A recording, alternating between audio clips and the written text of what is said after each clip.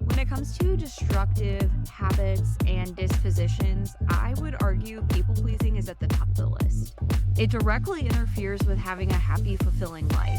And by definition, people pleasing is making choices based on what you perceive other people's values, needs, and desires are rather than your own.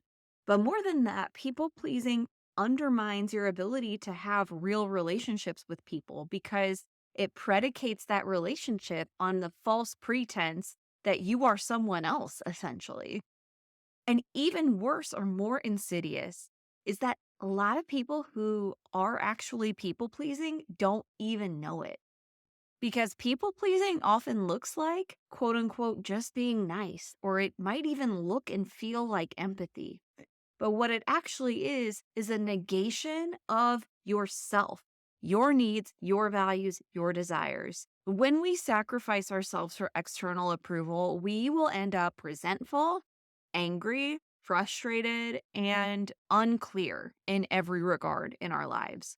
People pleasers do have a strength, and that is that they have a high external self awareness. External self awareness is knowing how you stand with other people and having an idea of what other people want. That ability to read the room, that's external self awareness. And that can be a strength, but it can cross over into people pleasing. And again, so many of us are doing this and we don't even realize it because we think we're just being nice. But don't feel bad about that because we've been trained to do this. It's been instilled in us from a very young age, especially if we're women, to be this way. It's not your fault, but it is our responsibility to change it and to recognize it when it's happening. So today, I want to really break down this problem of what people pleasing is, what it looks like, how it shows up in our lives, why it's destructive, and why we need to really solve the problem for ourselves. And I am going to provide a solution. And the solution is not just to stop people pleasing, because if it were that easy, we'd all be fucking doing it. So this episode is for you. Obviously, if you identify as a people pleaser, you might feel like you make decisions based on what other people want rather than what you want. You might be the person who, when someone says, "What do you want to get for dinner?" you say, "I don't know. What do you want?" You might be the person who has to ask several people what their opinion on something is before you make a decision. And even then, you don't know what to do. If you consider yourself a seeker, or if you find yourself often kind of confused about your next step or unclear on what's next, or even just frustrated about how your life is at the moment or an aspect of your life, you might be people pleasing and just not realizing it. You might be one of those people who is doing this subconsciously, because those of us who are engaging in these self awareness modalities like astrology, what we're really looking for is information about ourselves a lot of the time. And the reason we may not have that information is perhaps because we've been people pleasing. So, in other words, we've invested our awareness in what other people want rather than what I want. Regardless of if you identify as a people pleaser or not, if you feel frustrated, stuck, confused, unclear, you need to listen to this episode. If you're new here, welcome to Self Help Witch. I'm Dana. I'm your host. I'm an astrologer, teacher, and self awareness advocate. Self Help Witch is dedicated to supporting your spiritual self development by making astrology more accessible and providing community and real talks about self development topics. You can sign up for my weekly transit updates, which also include relevant resources for self-development and personal growth, in the show notes or down below if you're watching on YouTube. I also have 2 free resources that you can snag. One is the Birth Chart Blueprint. It's a complete guide to interpreting your chart on your own. The other is Self-Care Through the Signs. It's a cool little mix and match guide that will help you create a personalized self-care strategy based on your astrology chart. I also have a free workshop coming up May 1st. You can learn more about it at selfhelpwitch.com/applied astrology. The link is down below as well, and I'll be talking about it a little bit more in depth later on in the episode. Finally, if you really love the show, don't forget to like this video. If you're watching on YouTube, subscribe to the channel, subscribe to the podcast, leave us a 5-star review. If you have suggestions for episode content, let me know. You can email me, dana@selfhelpwitch.com. So, how do we become people pleasers? Because this isn't a natural thing to totally negate everything that you're interested in or you find important. People pleasing is taught to us from a variety of angles. Firstly, our culture. And I'm speaking from an American perspective here, and maybe like a specific kind of perspective. We'll see. Let me know if this resonates for you guys. I really see women being taught explicitly to always be nice. And we don't really get clear on what we mean by that. But what I've observed is when people say be nice to little girls, what they mean is don't speak candidly. Don't say no. Don't talk back. Don't have an opinion that goes against. Just go with the flow. And even worse, go along with what other people want. Don't rock the boat. That's really what people are saying when they say be nice a lot of the time.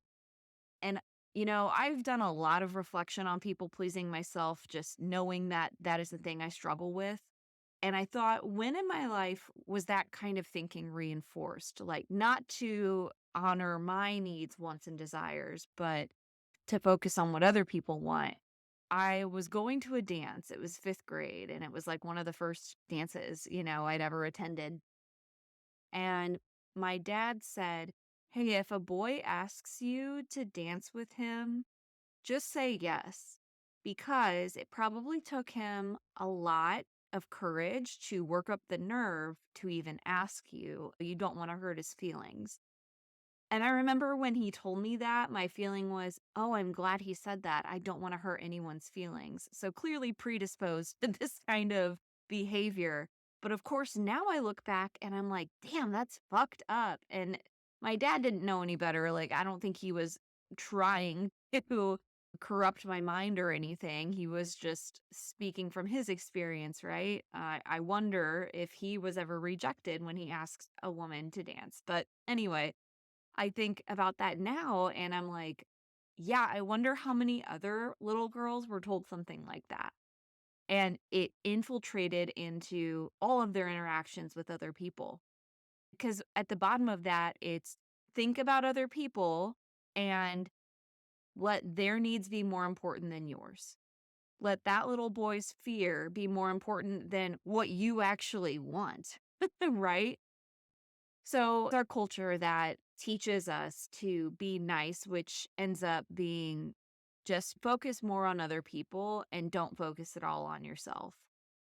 But within that, there's also another layer, which is confusion about what it means to be nice. I've heard this phrase, and I'm sure you've heard it too: kind is clear, or clear is kind, same difference.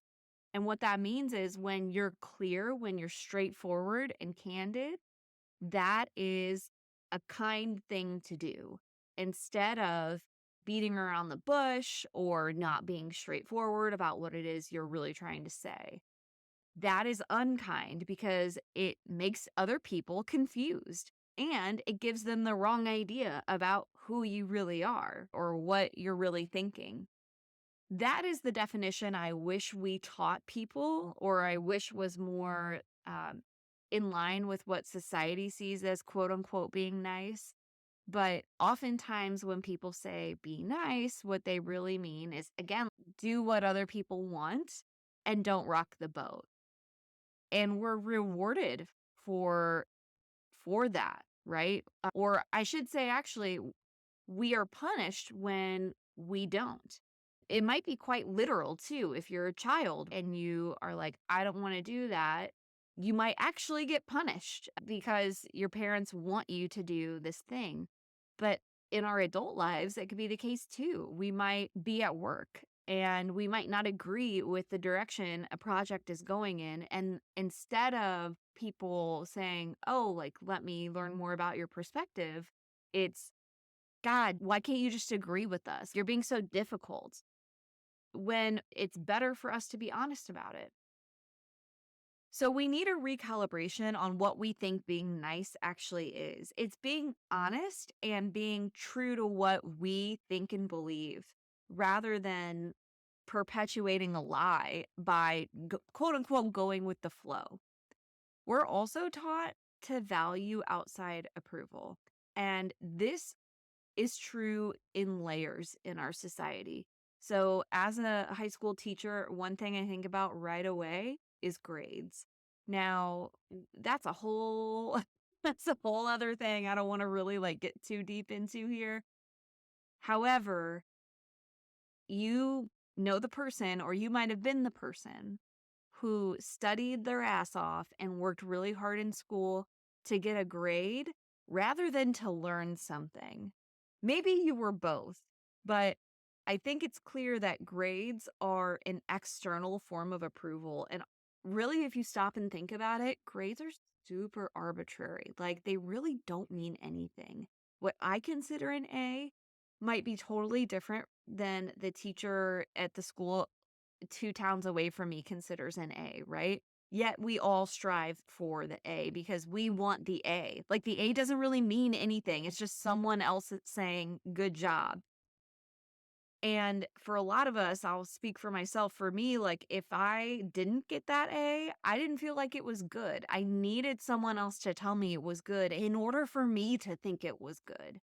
That's a problem. And that happens outside of the school environment too. But we are trained for this, right? We are trained to tune in to what other people think is good or valuable or desirable. And we do that thing rather than checking in with what we think is best. So, what this attention to outside approval does is it cultivates that external self awareness that I was talking about earlier. And I do think that there is value in having external self awareness, which is just when you're aware of how other people perceive you or how you might be coming off. I do think that that's a necessary component of kindness and empathy. However, on a spectrum of internal self awareness, so knowing who you are, and external self awareness, knowing who other people are, what they want, need, and desire, people pleasing happens when we're too far on the external side. And that happens at the cost of having that internal self awareness. So when we're too plugged into people pleasing, we end up sacrificing knowing ourselves. It's an imbalance where we're too focused on other people. So it might look like kindness, niceness, and empathy. What's really happening is we're negating ourselves in the process. And look, again, I do this all the time. This is something I'm always trying to become more aware of and kind of root out in my own life. And my husband's great because he really helps me notice when I'm doing it. He knows I'm working on this. For example, I'll be watching the baby and he'll be like, "Hey, do you need a break?" And I'll say, "Well, what are you doing?" So I don't even answer his question. I don't even check in sometimes of if I need a break. I'm thinking, is he okay to take the baby? I'm more worried about him than I am about myself, even when he's asking me to check in with myself. Do you need a break? And again, it's so subliminal sometimes. Like, I didn't even realize that I wasn't taking my needs into account. And the only reason I did realize it is because I'm constantly trying to become aware of this stuff. So it's very, very sneaky.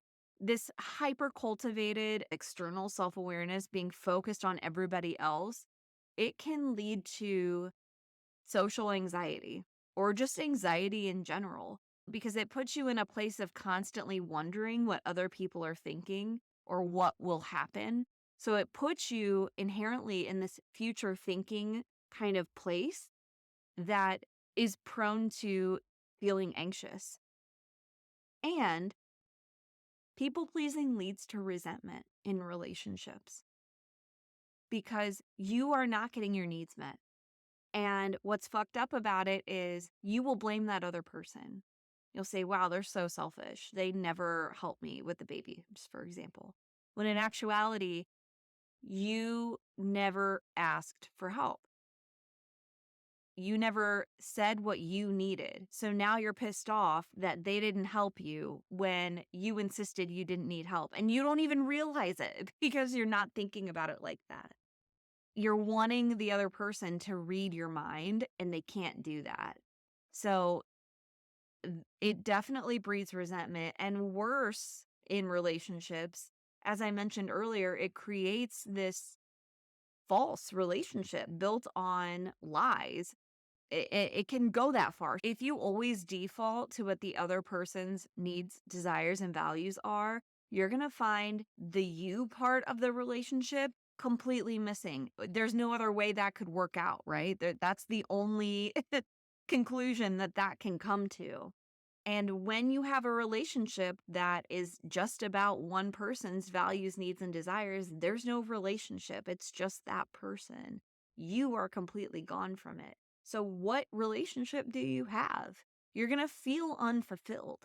You're simply going to feel invisible and unfulfilled. So while you might be thinking that this kind of behavior is holding up this relationship and you might be afraid of what will happen if you stop, the reality is this is destroying your relationships. People pleasing destroys relationships because it prevents you from participating in the relationship, because all you're doing is reflecting back to them what you think they want. I'm quickly interrupting the episode to remind you of my free workshop happening May 1st. It's called Live Your Best Life, Bridging Astrology with Authentic Living Through Applied Astrology.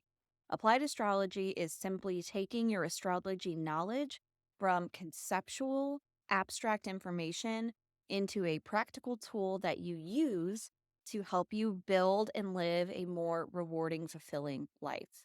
So if you are tired of knowing your big three, but not really understanding how that's supposed to help you, or listening to horoscopes and wondering when it's actually going to feel like information you can use, this is the workshop for you. It is totally free. You can sign up through the link in the show notes or go to selfhelpwitch.com/applied astrology. So we know people pleasing is damaging to our relationships. And it's also really damaging to our relationship with ourselves. When we allow other people's needs to become a priority over our own, we begin to lose touch with our inner selves, with our spirit. I conceptualize the holistic person as your body, your mind, and your spirit. So your body is obviously your body. Your mind is, your conscious mind and your perceptions and your perspectives. And your spirit is that unique essence that is really you, that part of you that makes you who you are, that's really unique to you. So when we are people pleasing, we lose touch with that spirit part of ourselves, that unique quality, that unique part of us. Under normal circumstances, we act from that place. Our values, our desires, and our needs, our spirit knows them. When we have a good sense of inner self-awareness, we are connected with that part of self and we can act from a place of integrity and authenticity. When we're people pleasing, again, that spectrum, right? We have internal self-awareness, which is connection with our spirit. And then we have external self-awareness, which is connection to other people's needs, values, and desires. When we are imbalanced on the side of external self-awareness, that comes at the cost of our internal self-awareness. We want to find a happy medium and have both. But people pleasers are too far on the side of the external. So then what happens is we lose touch with who we really are. We start to not really know anymore what it is we want, what our desires are. We're not really sure what our values are. We just kind of go with what other people think. We become really indecisive as a result. And then if it gets really imbalanced, we don't know what our needs are. We don't recognize, like, oh, actually, I don't want to eat that thing anymore. I don't like how it tastes. But because they like it, I'm going to keep eating it. And that might sound really silly and stupid, but let me tell you, it's gotten to that point for me where I would go along with whatever anyone else wanted to do because it was easier for me to do that. I felt like it was easier for me to do that. And in some ways, it was easier for me to do that because I had gotten so far away from knowing myself and that connection to my spirit. And if you are hearing this and you're like, damn, that's me, or I've been there, or I feel myself kind of going down that road and I really don't want to, obviously, don't want to continue going down that road, I just want to remind you one, don't feel any shame around this because we were trained to be this way. It was ingrained in us in one way or another. We were taught to be like this. And we don't need to blame anyone, but we just need to understand that that's not how we're doing things anymore. We're not operating from this place any longer. So, what do we need to do? We need to reestablish that connection with our spirit. That is how we start to reconnect with our values, needs, and desires. We have to find the happy medium on that spectrum of internal and external self awareness. So, let's talk about how to do that. So we know people pleasing is a problem, it's destructive, and we know that in order to fix it, we need to cultivate a sense of internal self awareness. So, how do you do that? Step one, it's simple and it's free. Be honest about what your needs, values, and desires are. Now, it does sound very simple, and the truth is it's not, especially if you are very entrenched in people pleasing. Some of us are going to find that it's a good idea to practice honesty before being in the real situation. So, just a silly example, but your partner's going to ask you, what do you want for dinner? Before that conversation, you can think, all right, what are some things that I want for dinner? Right. And then you have some stuff to say whenever you actually are in the moment instead of the pressure of, oh God, what do I want? I don't know. Well, what do you want? Right. So that's something really simple you can do is just practice being honest with yourself. Here's why that's hard for people pleasers. People pleasing is basically lying. And the reason that we're people pleasing, the reason that we're engaging in this type of lying is because we are a lot of the time afraid. We're afraid of rocking the boat, ruffling feathers, not being nice. And the reason we're afraid is because we want connection. We want to feel that connection to the people we're close to. And we want to be approved of. We don't want to be rejected. So there's a lot going on under the hood when we're people pleasing, and it really is rooted in a fear of rejection. So it's not so easy to just be honest sometimes because fight, flight, freeze is in the mix. You're in protection mode essentially. So it might help too to practice what's the worst that could happen before you're in these situations. So with that dinner example, what's the worst that could happen if they want Chinese and I want Mexican? What's the worst that could happen? We disagree and we each get what we want, and that's it. So you have to really retrain your brain to know that it's okay to speak up for your needs. And a lot of us are going to really benefit from therapy because there could be some really deep, heavy reasons why we are afraid to say what we need. Okay. So if this is something you're feeling like you need support with, therapy can be really helpful. If therapy is not accessible, books are very, very, very helpful. And my favorite for people pleasing that I've come across is this book called Anxious to Please. I'll link it in the description in the show notes. But it really opened my eyes to what people pleasing is and why it's so destructive, and then how to stop it.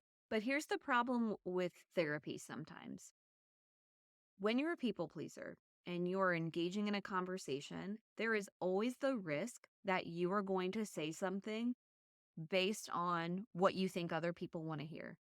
And I found in therapy, when I was first kind of working through this and coming to the conclusion that I was people pleasing, I recognized eventually, took some time, but eventually, that I wasn't getting much out of my therapy sessions because I was people pleasing. Even in therapy, I was saying what I thought my therapist wanted to hear. I wasn't being honest. And the truth is, it's very fucking hard to be honest when you're first trying to get out of this. In fact, you might even do that honesty exercise. All right, what do I want for dinner? What could I say? And you can't even think of what you like to eat. Something like that happened to me, but instead of what I like to eat, it was what do I like to do for fun? And I didn't know. I couldn't say. It was really hard to come to grips with the fact that I'd gotten that far away from myself. And if this is resonating for you and you're like, damn, that's where I'm at, or that's the road I'm headed down, and I don't like how that feels, it's okay because number one, you can never get totally disconnected from your spirit. Okay. As long as you're alive, you are connected to your spirit. And guess what? Your spirit always knows what your needs, values, and desires are. It has perfect, crystal clear clarity on what you are here to do. And it always knows exactly what the next best step is. And again, that connection between your mind and your spirit, it cannot be severed as long as you're alive. All right. So you always have a connection to it. But when you get deep into people pleasing, you obscure that connection. All right. It gets harder to communicate with that part of you. So what we're trying to do through that honesty practice is reestablish connection to that part of self. And when you are so deep in people pleasing that you are having a hard time even being honest with a therapist, you need a tool that will help you work on your own. And that is where astrology comes into play for me.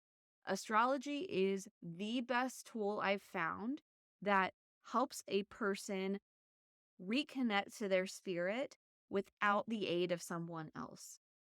Now, you might be thinking, okay, well, if I don't know shit about astrology, or if I don't know very much about astrology, or if I'm overwhelmed by astrology, don't I need an astrologer?